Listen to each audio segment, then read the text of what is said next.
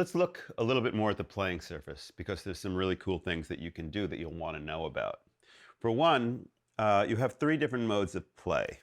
You have slide, guitar, and piano. And don't think that by pressing piano, you're all of a sudden going to get a piano sound. You're not.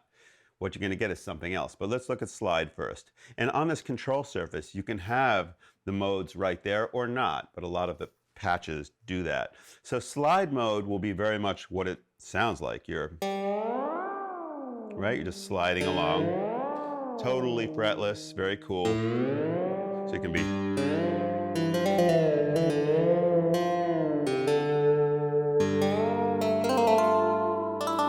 that kind of slippery music that we all like to play. Guitar mode emulates what happens on a guitar when you move from fret to fret. So let's say you were going to go from here, this E, and go to B. So when you go, it's going to literally go kind of diatonically and jump unless you're playing a fretless guitar. So it will do what you need it to do. But here's the little magic of it.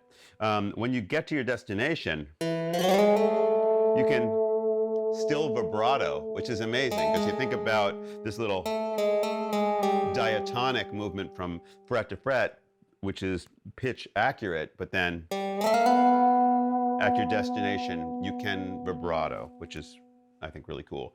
Piano mode. Piano mode will not make your guitar sound like a piano. Piano mode is the way that we think about pitch and what we try to make this response like. So if you play from, let's say, here to here and use piano mode,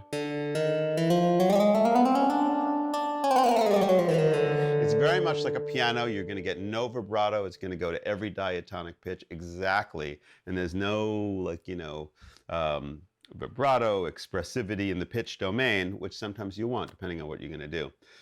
My favorite is slide mode, although it's not always appropriate, but it's pretty cool.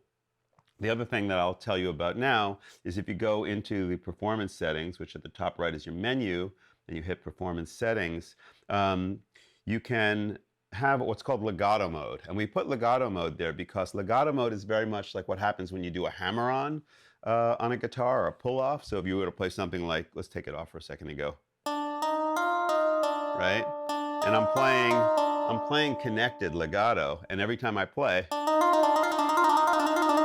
you're hearing like the real attack of the note. But you wouldn't hear that if you picked once and then moved your fingers on a guitar. So legato mode is exactly that. So you pick once, and then it's like literally hammering and pulling off, which is very nice. And finally, I want to tell you about mono, string, and poly. Important to know about. With mono mode, it's like pretty much any other musical synthesizer where you can, no matter how hard you try, it's only going to play one note at a time. So no chords in this mode.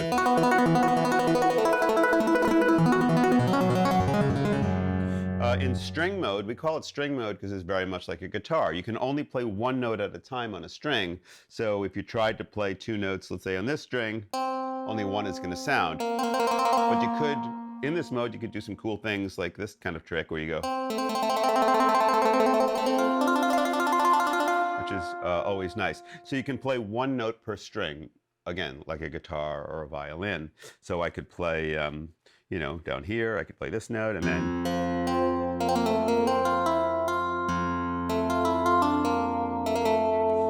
one note per string. In poly mode, you can play as many notes as you have fingers. So if you wanted to play F and A and so poly mode allows you to play as many notes as you like. So those are all the playability modes, the sliding, the guitar mode, the piano mode, mono, poly, string, a lot of flexibility there, and you'll find them in all the different patches as you go through.